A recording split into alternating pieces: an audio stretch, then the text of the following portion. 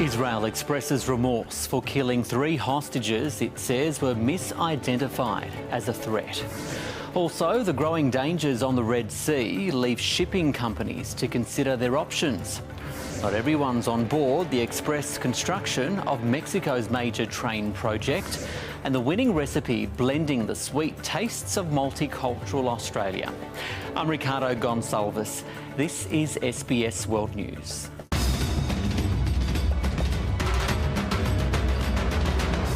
Good evening.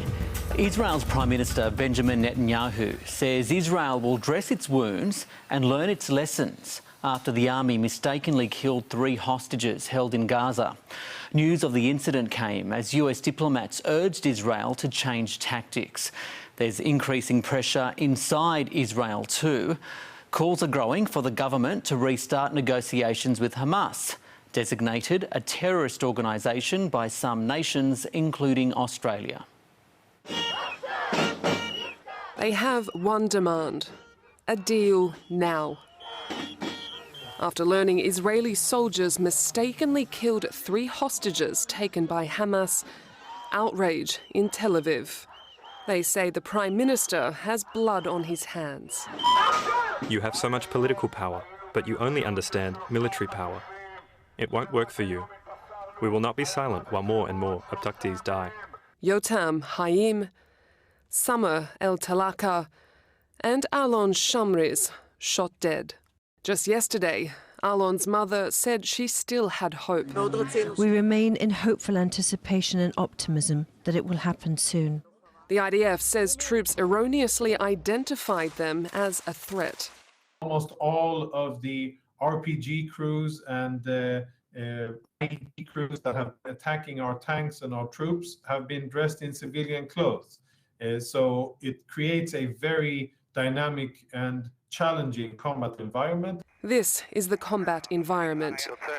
Israel is hitting infrastructure it says is used by Hamas, but also hitting areas packed with civilians, like Rafah's residential area and refugee camp in the south. The main target of the ground offensive in the south is Khan Yunis. The director of the hospital says children are among the 17 killed on Friday in strikes on a house and school. They hit us in Haifa school. When the bombing calmed a little, I saw my 2 children laying on the ground and the youngest outside the door. The US is pushing Israel to stop widespread bombing and quickly transition to a new phase, focused on precise targeting of Hamas, which yesterday fired rockets at Jerusalem for the first time in weeks, intercepted by the Iron Dome defense. It's reported the US and Israel are at odds over the timetable to scale down the war. The only clock that matters is that every second Hamas still exists after 10/7. It is a ticking time bomb that we must defuse. Innocent people's lives should be sacred and protected. It's also a strategic question for Israel. And I think my Israeli counterparts didn't just acknowledge that, they very much indicated that their goal is to try to distinguish between innocent Palestinians and Hamas as we go forward. Among those killed on Friday, Al Jazeera cameraman Samer Abu Daka.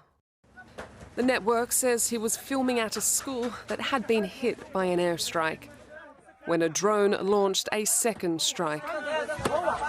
His colleague survived. I walked until I reached an ambulance. I asked them to return for our cameraman. We could hear him screaming. Ambulance workers said we had to leave immediately and they would send another car to the area in order to not be targeted. According to figures from Reporters Without Borders, the father of 4 is the 57th Palestinian journalist or media worker to be killed since October 7. Liz Maddock, SBS World News. Australia and the UK are among 14 countries and the EU to issue a joint statement calling on Israel to take steps to address what they're calling record-high violence in the occupied West Bank. The country strongly condemned the violent acts committed by extremist settlers, going on to say Israel must protect civilians in the West Bank and those responsible for the violence must be brought to justice. Israel considers the West Bank disputed territory. The countries also say they welcome an Israeli government statement last month saying they will act against violent perpetrators, but they say those words must now be translated into action. The statement says since the start of October, there have been more than 343 violent attacks by settlers, killing 8 Palestinian civilians, injuring more than 83 and forcing 1,026 Palestinians from their homes. Israel has not yet responded to the joint statement. And later we meet the Palestinian Christians in Australia who are foregoing Christmas presents instead. They're focusing on providing necessary supplies for those who have recently arrived here from Gaza. 2 major shipping companies have suspended all traffic through the Red Sea as Iran-backed Houthi rebels in Yemen step up attacks on cargo ships. With concern for global trade rising, the United States is moving to build an international coalition to protect freedom of navigation. In a show of solidarity with Palestinians in Gaza, Yemenis in their thousands turned out in the capital, Sana'a. That conflict widening to include the Red Sea, where ballistic missiles fired by rebels hit 2 cargo ships. The Danish company Maersk, whose vessels ply this route, ordered an immediate halt to using the Red Sea route. The German transport company Hapag-Lloyd quickly followed suit. The Red Sea, with the Suez Canal at one end and the Bab el-Mandeb Strait at the other, is one of the busiest world sea routes. Nearly 10% of the world's trade passes through here, and shutting down this route adds an extra 20 to 30 days around Africa and the Cape of Good Hope. The Israeli president highlighting the seriousness of an escalating situation. This is impossible, unacceptable, and the world should make a stop to it violently and aggressively, and should confront Iran on it and make it clear that this can lead to a major deterioration in world affairs, because piracy, hijacking is forbidden in world order. A message the Houthis are not prepared to listen to. إن القوات المسلحة اليمنية تؤكد استمرارها في منع كافة سبل المتجهة إلى الموانئ الإسرائيلية من الملاحة في البحرين العربي والأحمر حتى إدخال ما يحتاجه إخواننا الصامدين في قطاع غزة. The United States, Britain and France patrol the Red Sea and have been successful in shooting down some rebel drone and missile fire. But there's a new urgency to the latest turn of events. The Houthis represent a material threat to freedom of navigation, to commercial shipping, to lawful commerce, and they're doing so in a vital artery there at the Bab el-Mandeb and into the Red Sea. And the United States is working with the international community, with partners from the region and from all over the world to deal with this threat. The Houthis, who seized power 9 years ago, have been more and more brazen in their attacks on ships in the Red Sea. Last month, this ship, the Galaxy Leader, was seized and has now been turned into a tourist attraction. An image that belies the underlying tensions in the region. Edmund Roy, SBS World News. Chinese President Xi Jinping has called for an all-out emergency response efforts as severe cold weather hits. Temperatures have fallen below 0 degrees across most parts of the country. Snowfall has disrupted transport services and power supplies. Multiple road crashes have been reported and some highways have been deemed unsafe. And here, a child has been struck by lightning and is in a critical condition tonight as extreme storm activity hits parts of Queensland. Damaging winds and large hailstones wreaked havoc across the state's southeast. One man was found dead near fallen power lines last night, the storm leaving a trail of destruction in its wake. It looked like a cyclone. Extreme winds and heavy rain sweeping through Brisbane and parts of the state's southeast. Hitting buildings like a sledgehammer. That's what's left of our roof. Today, business owners were left counting the cost. Just looked like a normal storm coming over, and then it just went nuts, hey, like it was a mini cyclone.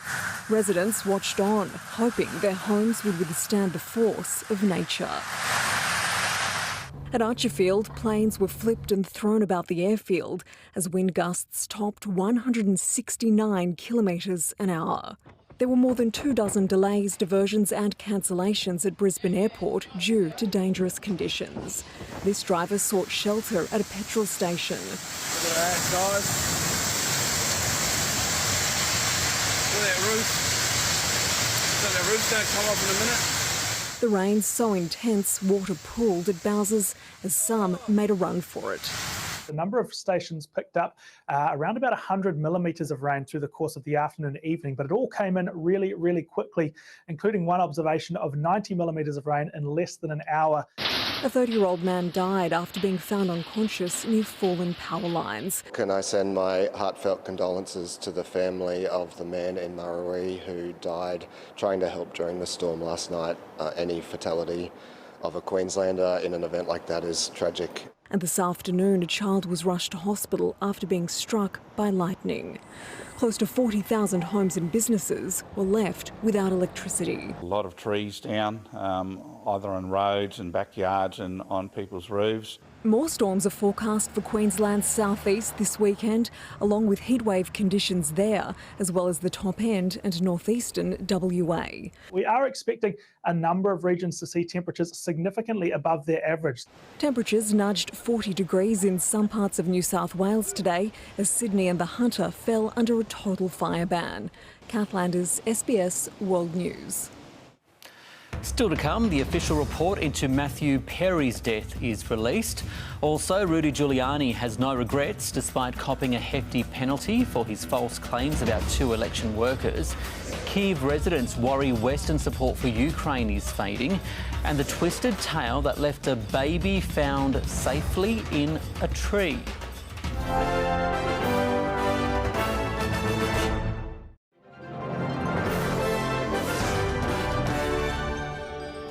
The first stretch of Mexico's major train project has been unveiled ahead of schedule. Supporters say the 1,500 kilometre rail loop from Campeche to Cancun will bring economic development to the Yucatan Peninsula. It's designed to connect the country's most famous beach resorts and archaeological sites, but there are concerns around the project's lasting environmental impacts.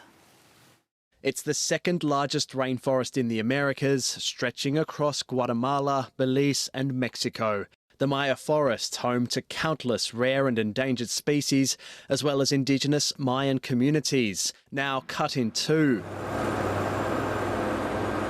to make way for the so-called Maya train.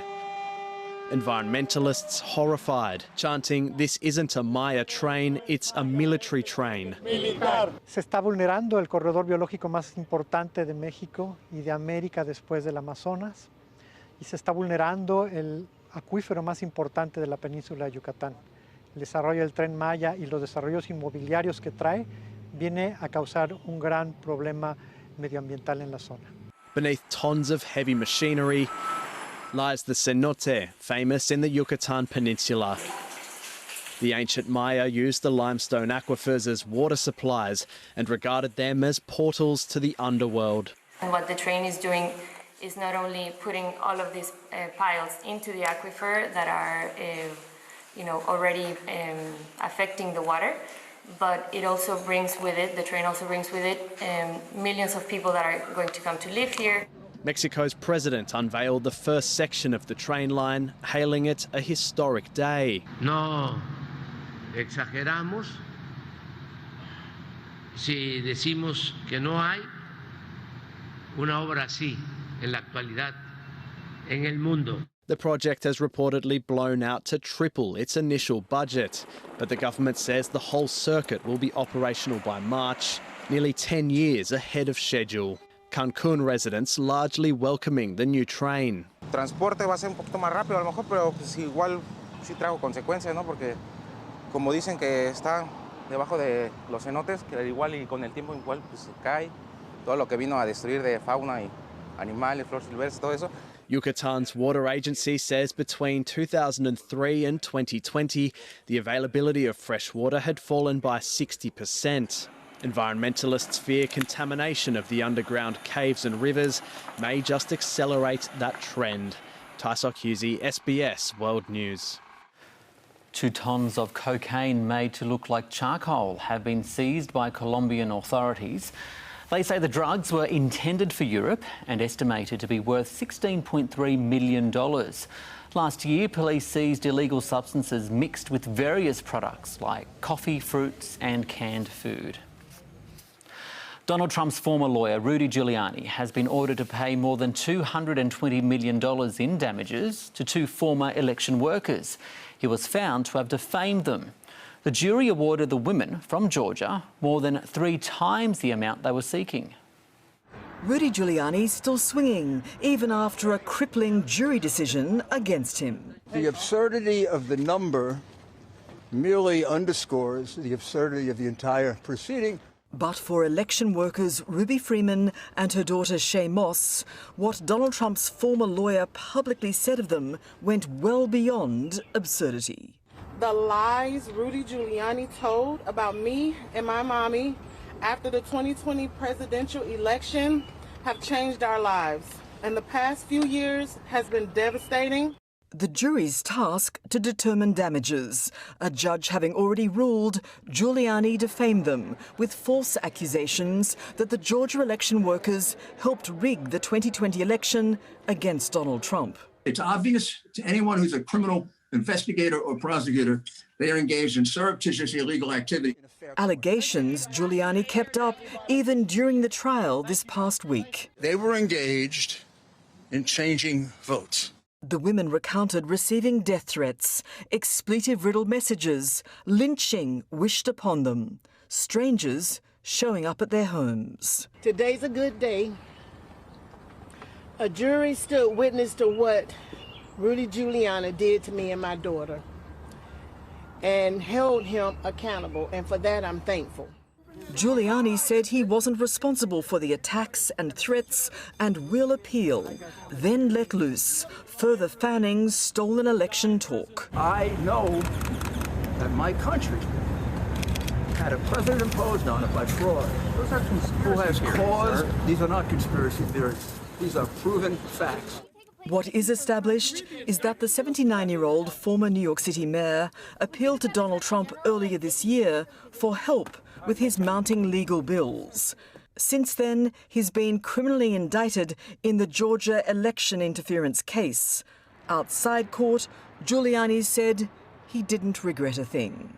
As we move forward and continue to seek justice, our greatest wish is that no one, no election worker or voter or school board member or anyone else ever experiences anything like what we went through. Neither mother nor daughter expected to ever see the damages awarded to compensate for what they endured. Pruluan, SBS World News. Actor Matthew Perry's death was an accident caused by the acute effects of ketamine, according to autopsy results. A report by the Los Angeles Medical Examiner's Office revealed that drowning and heart disease also contributed to the Friends actor's death. An autopsy revealing the 54-year-old Friends star Matthew Perry died of the acute effects of the drug ketamine after losing consciousness and likely slipping under the water in his hot tub. According to the medical examiner, Perry was reported to be receiving ketamine infusion therapy for depression and anxiety, with the last treatment a week and a half before his death. But the investigation concluded the ketamine in his system could not have been from that infusion therapy because the drug typically clears the system in a few hours. Ketamine is a common anesthetic and is also legally used for treatment-resistant depression, but it can also be used as a recreational drug with euphoric and psychedelic effects. It's very dangerous when you use it in the setting where, he was in a body of water, when you're in a hot tub or if you're in a pool or something like that, because you become so sedated. Perry had fought his way back from decades of ravaging addiction, telling our Diane Sawyer just how bad it got. 55 Vicodin a day, which is where I was. 55? Yeah. Perry detailing that struggle in his brutally candid memoir with the hope of helping others with their own recovery. You say, addiction, the big terrible thing, is far too powerful for anyone to defeat alone. But together, one day at a time, we can beat it down. Yeah. Your disease is just outside, just doing one-arm push-ups, just waiting for you, waiting to get you alone. The medical examiner noted that Matthew Perry had heart disease and was also using a drug to combat opioid use disorder. But ultimately, he concluded that Perry died of an accident caused first by ketamine, then by drowning. Matt Gutman reporting there. Prince Harry has had a victory in his legal dispute with Britain's tabloid press. The High Court in London found he'd been the victim of phone hacking by the Daily Mirror newspaper, and that the paper's former editor, Piers Morgan, knew about the illegal methods used to obtain stories, which Mr Morgan strongly denies. When he gave evidence in this case, Prince Harry became the first senior British royal to be cross-examined in court for 130 years. It was a huge risk, but it has paid off. The Duke of Sussex was not present to hear the verdict, but sent a statement for his barrister to read. The journey to justice can be a slow and painful one, and since bringing my claim almost 5 years ago, defamatory stories and intimidating tactics have been deployed against me and at my family's expense. I hope that the court's findings will serve as a warning to all media organisations who have employed these practices and then similarly lied about them. The judge found 15 stories about Harry, out of 33 considered at trial, were sourced through unlawful means. That phone hacking at Mirror Group newspapers was widespread and habitual over many years, and that newspaper executives were aware of what was going on and covered it up. That includes Piers Morgan, once the editor of the Daily Mirror, now a broadcaster. The judge ruled he knew about phone hacking at his paper. Mr Morgan strenuously denies this, pointing out he wasn't asked by either side to give evidence. Prince Harry's outrage at media intrusion into the private lives of the royal family is only matched by his own ruthless, greedy and hypocritical enthusiasm for doing it himself. As for him saying this is a good day for truth, the Duke has been repeatedly exposed in recent years as someone who wouldn't know the truth if it slapped him around his California tanned face. Prince Harry has been awarded $266,000 in damages, a significant amount, but far less than Mirror Group newspapers may have been expecting. Reacting to the verdict, the company said, "We welcome today's judgment that gives the business the necessary clarity to move forward from events that took place many years ago. Where historical wrongdoing took place, we apologise unreservedly, have taken full responsibility and paid appropriate compensation." The Prince's legal fight is far from over. He has 3 other cases against British publishers on the go. Today's ruling is vindicating and affirming. I've been told that slaying dragons will get you burned, but in light of today's victory and the importance of doing what is needed for a free and honest press, it is a worthwhile price to pay. The mission continues. And that mission might not just involve civil cases. Prince Harry wants the police to look into editors, journalists and private investigators who may have broken the law. In London, Ben Lewis, SBS World News. Thousands of Georgians have gathered in the country's capital, Tbilisi, to celebrate their EU candidate status. This week, the EU announced it will grant candidacy to Georgia. It will also initiate membership talks with Ukraine and Moldova. Georgia's Prime Minister addressed the crowd, saying the decision was a victory for the nation. And while Ukraine has also praised the EU's announcement, it's also faced a major setback from the bloc. Aid funding was blocked this week, raising fears within the country that support from Western countries is fading. A school day in Ukraine can often end up here. Underground, but safer from missile threats that pepper their days and nights. It is very scary when you sleep and your heart boom. 13-year-old Ivan dreams of being a pilot and of peace. We need in future to build our country, and it will be very hard. But I know that we will do it. Teachers' wages are among the many things that EU aid helps pay for. But fresh funds are stuck, so is new US defence money. We need this help very much now. Don't be, just aside. Participate, help our children in us. We do our best, but with the help of other countries, we will do even more. We've been down here for more than an hour now, and of course it's highly disruptive to the children's education. They can't be taught properly down here. That being said, everyone's very calm, they're just getting on with it, they're used to it. This is the reality of daily life for Ukrainian children. On the streets of Kyiv, patriotism can't disguise these difficult days after efforts to take back territory from Russia stalled. An application to join the EU did progress this week, but for Elena it's the story of her home, occupied Luhansk, which absorbs her. It's very painful for me to watch what is going on in our territory. Do you feel hopeful for Ukraine at the moment? I believe Ukraine will be free and will join the EU, but I don't know when it will happen. Getting on the next step of a long ladder to possible EU membership is a boost for morale here. But you also need money, and lots of it, to fight a war. If President Zelensky wanted to counter narratives of wavering Western support, this hasn't been the week he would have hoped for. Back in the bunker, the children wait to hear when it's safe to leave. A generation raised in the exhausting realities of war. Jessica Parker reporting from Kiev. Many Palestinian Christians in Australia and around the world have vowed not to celebrate Christmas this year as they mourn the devastating crisis in Gaza.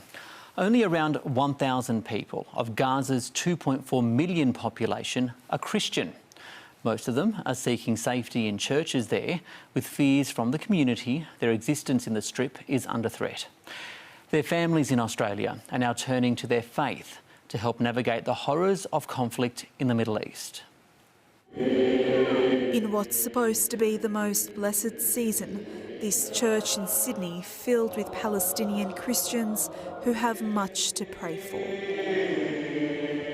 We pray every day for Gaza. Every day we say we don't have anybody to help us in this world except him upstairs. Grief and guilt palpable ahead of Christmas. نعم نقول توبوا فرمي جانين كيف نوكل كيف نمسك هنا كيف نمسك نوكل كيف. Many here have family trapped in Gaza with approved visas from the government, but most of them still haven't been able to leave due to delays in names appearing on the Rafah border list. Minerva is one of the lucky ones. She doesn't know how she got out alive. هناك كنت محجوزة إلى 50 يوم في كنيسة دير اللاتين، وكان الوضع هناك كتير صعب علينا، لا كان في مية ولا كان في كهرباء ولا في دواء ولا في لبس ولا إشي، يعني كلياتنا 600 نفر موجودين في الكنيسة. She arrived in Sydney a fortnight ago, but her distress overwhelming for the 30 family members still unable to leave. And for those based here, it's unbearable to get into the Christmas spirit. We would love to celebrate and be joyful during this time, but unfortunately with our family stuck in the war, and we don't feel that we have a right to be celebrating. Nahil typically adorns her home in lights and decorations. Now, instead, a different kind of preparation, making room to host her cousins from Gaza currently sheltering in a church in Gaza's north. They believe that they'd rather die inside the church than out on the streets and not be known or not to be heard or not to be seen. We're actually packing a few things now for people. The wider community too foregoing gifting. Money better spent, they say, in the form of donations for those who need it most. We can't change what is happening on the ground there. And when, we started finding out that our families can come to Australia on visitor visas. We all went into, action mode. Volunteers here have been organising these necessities over the past fortnight, doing whatever they can, they say, to help those who've already arrived from Gaza and the hundreds expected to come in the coming weeks. Their houses have been bombed, they've lost everything, and they're starting from scratch. Christmas even cancelled here too, where Christians believe to be the birthplace of Jesus. لو كان المسيح سيولد اليوم فهو سيولد في غزة تحت الأنقاض. A symbolic scene for those who can only find comfort in their faith. Breanna Tamer, SBS World News. Victoria's firefighting union is calling for an urgent upgrade to its fleet after one of its vehicles malfunctioned while battling a deadly factory fire in Melbourne last week. The United Firefighters Union says the ultra-large pumper only produced half a tank of foam and began emitting toxic black smoke. The union says outdated equipment is putting the lives of firefighters at risk. Firefighters go out the door every day on appliances that they expect to be fully functioning and reliable. That when they're put into situations, as your viewers have seen of last Friday, that their equipment's not going to fail on them while they're in the middle of a firefight, especially when they go internally into a fire to perform a rescue. Fire and Rescue Victoria says the appliance in question was one out of 40 on the scene and was repaired by specialist mechanics that same afternoon. Now an incredible tale of survival which has come out of the US. Tornadoes and storms ripped through the state of Tennessee last weekend, where at least 6 people were killed, hundreds of homes destroyed and thousands of people displaced. But a baby boy has been found alive in a most unexpected place.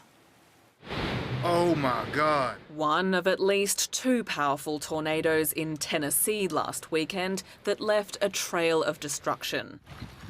This week, authorities and residents surveying the extensive damage and beginning the clean-up. The city of Clarksville, one of the hardest hit.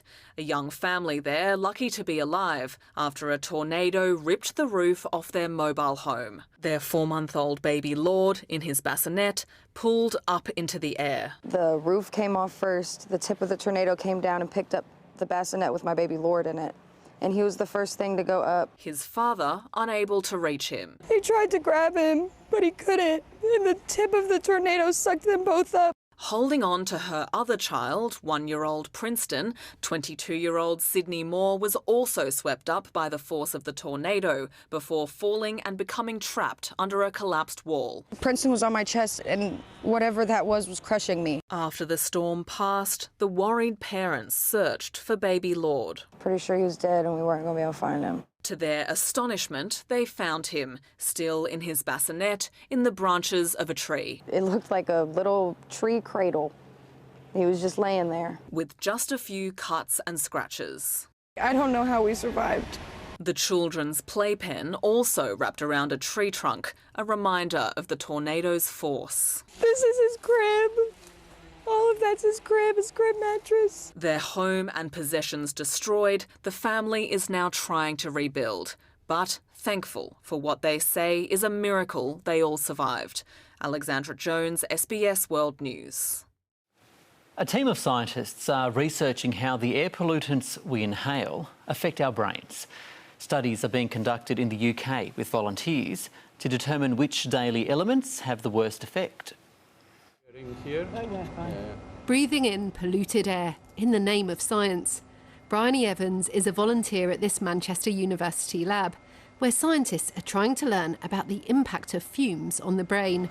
Here we've got everything that we need to conduct the experiments to expose the participants to air pollution. The team is looking at 4 different kinds of pollution: diesel from an engine, cleaning products, wood smoke, and cooking fumes from a pork chop.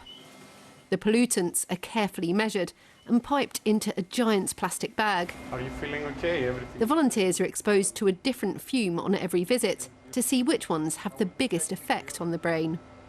You could imagine that we find that wood burning is worse than diesel, is worse than cooking, for example. This would then allow people to make lifestyle choices about their exposure to the different pollutants. The World Health Organization says that almost all of the global population, 99%, are breathing in air that exceeds the WHO limits on common air pollutants.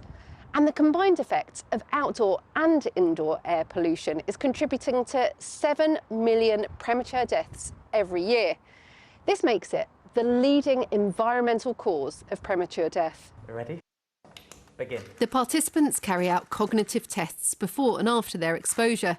While we know how air quality affects the lungs and heart, less is known about the brain. The quality of the air you breathe over the long term is associated with increased risks of mental illness, poor cognitive development in children, and dementia.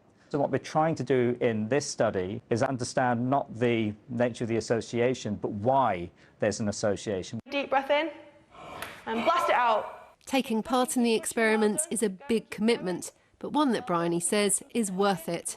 Anything that can be done to find out things that cause us damage just in our normal way of life that can be changed seems like a really valuable thing to do. It will take several months to analyse the data, but the results could mean we think differently about how our everyday activities affect the air we breathe. Rebecca Morell with that report. Thousands of fish have washed up on beaches in northern Japan in recent weeks. Officials deny it's linked to the release of wastewater from the Fukushima nuclear plant, but they admit they don't know the cause of the mass deaths. For more than a kilometre stretch of the Toi fishing port, these waves are thick with sardines and mackerel, and they're all dead. I don't think this much has ever washed up before. An estimated 1,200 tons of fish have washed ashore since early December. The cause is a mystery to local officials.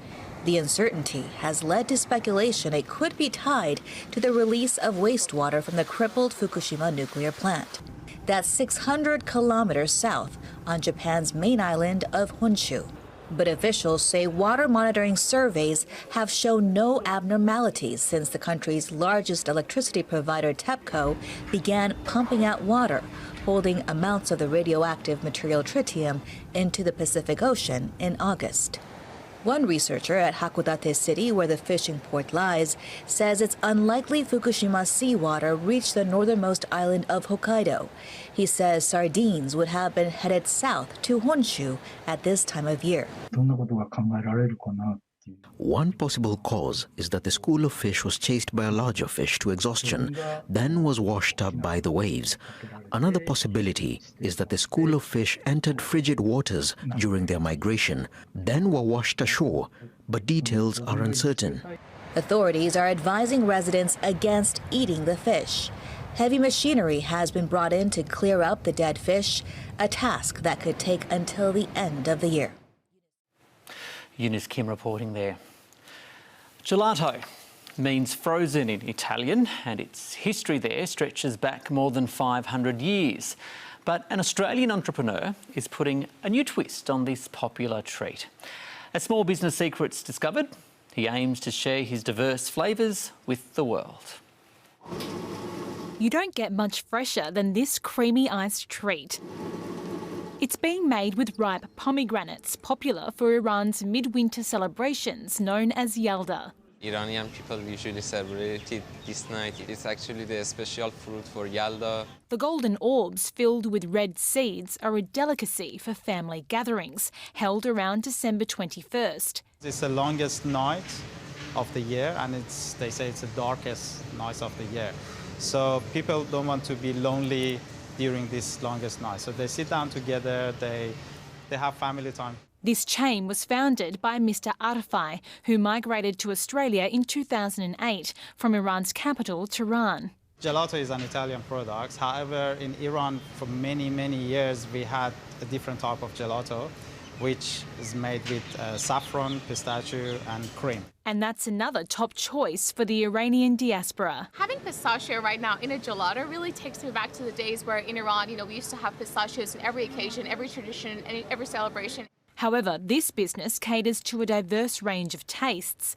There are specialties for European, Middle Eastern and Asian customers. Matcha, black sesame, taro, durian sometimes. They are very popular in the Asian community.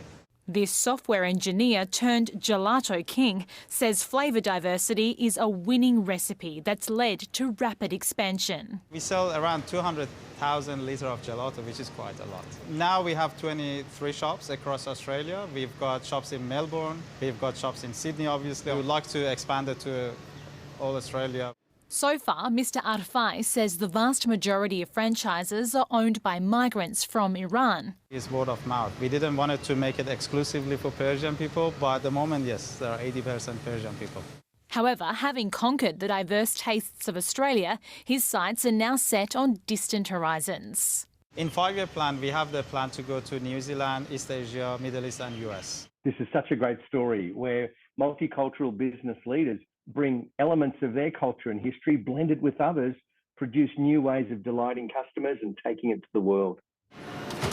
We wanted to make something Australian, to expand and export it to other countries as an Australian culture, which is a multicultural. Sharing a little of what Australia does so well with the world.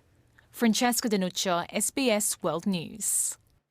And for more on this story and other Australian entrepreneurs, go to the SBS Business Secrets website or visit SBS On Demand.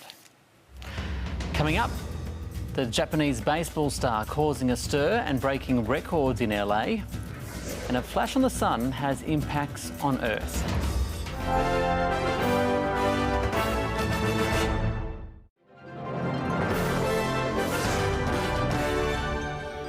A NASA telescope has captured the biggest solar flare in the last 6 years. It caused 2 hours of radio interference in sunlit parts of the world. Several pilots across the US reported communications disruptions. Time now for Saturday Sport with Breanna Holden. Bree, Australia going well in the first men's Test match of the summer. Yeah, Ricardo, a lot of cricket fans expected Australia would do well this summer, and so far, so good. In reply to 487 all-out, Pakistan's batters have struggled in the first 2 sessions on day 3 and have been bowled out for 271.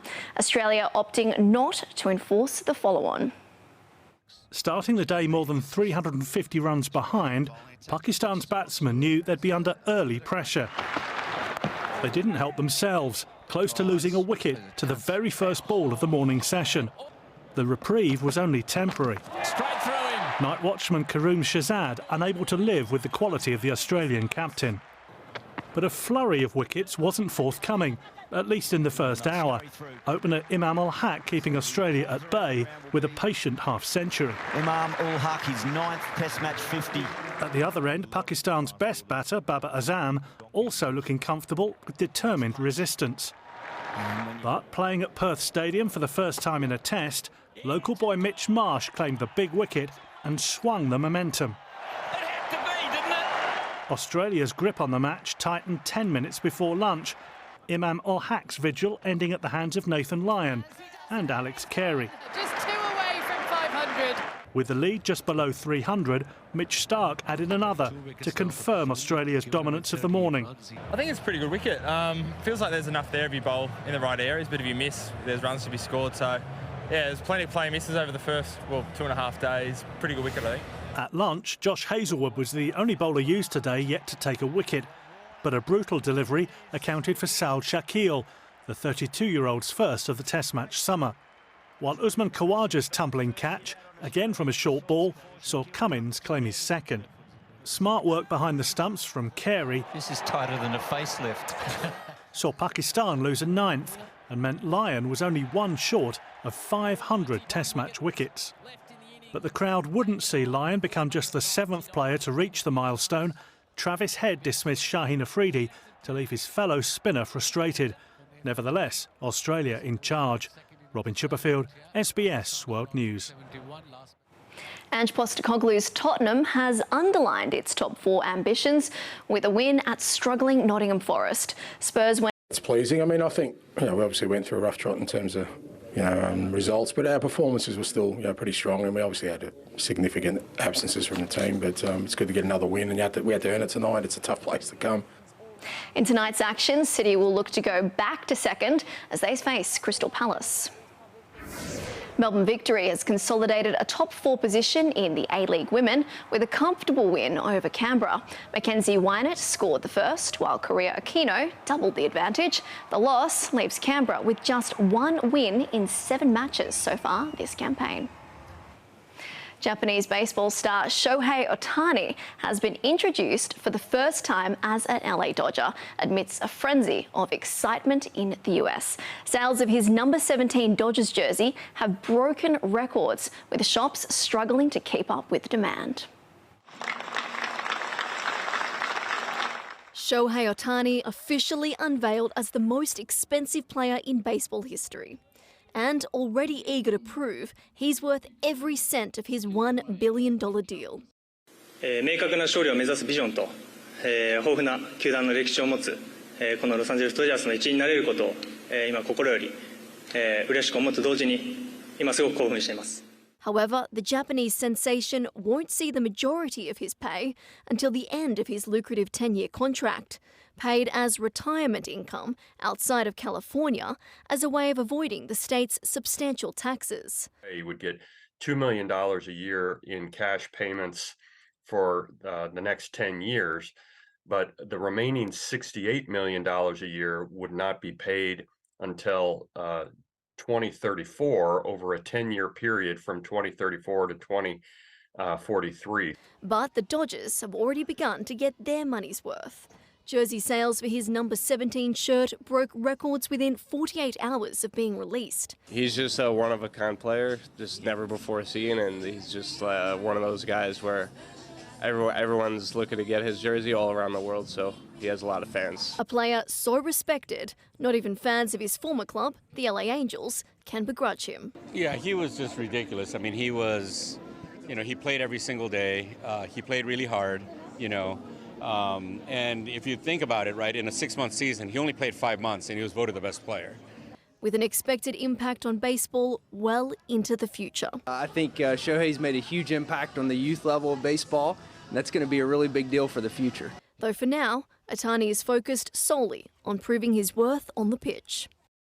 バッティングの方は今もうドライスイングを素振りの方は始めているので、おおむね予定通りにまず来てる、若干早いぐらいな感じで来ているので、十分に開幕に間に合うんじゃないかなと思うので、スプリングトレーニングでしっかりゲームに入れる準備ができていれば開幕に十分間に合うんじゃないかなという感じはします。 And finally, tonight, if you're a golfer, you're probably used to some hazards on the course, maybe a bunker or a lake, but spare a thought for golfers in South Africa's Kruger National Park who share their course with the local wildlife. Workers patrol the Skukuza Golf Club every morning to make sure it's safe, and they're reporting an increase in membership. And that's the day in sport. And Ricardo, I won't hear anyone complain about hazards on the golf course after seeing that. That's absolutely wild. Yeah, surely. And I did like the sports business story today too. Thanks, Breanna. Coming up, the weather and a hoot of a surprise that went unnoticed for days.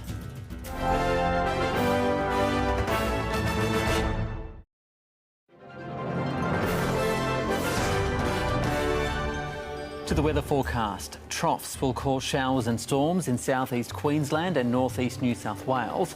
A broad trough will draw heat across the interior, with showers and storms expected in Western Australia's east and South Australia's west. Major centres: partly cloudy for Sydney, partly cloudy also in Canberra, sunny in Melbourne, overcast in Hobart, Adelaide and Perth.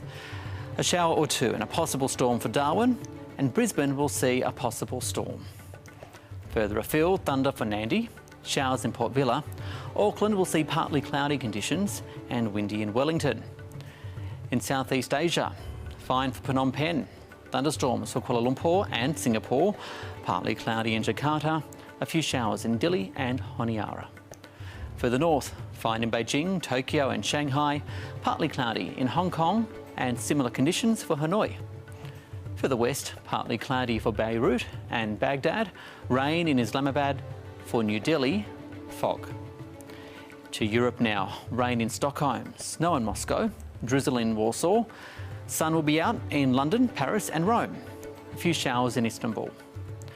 In Africa, a few showers too in Algiers. Fine for Casablanca partly cloudy for Dhaka, Lagos and Nairobi, thunderstorms in Johannesburg.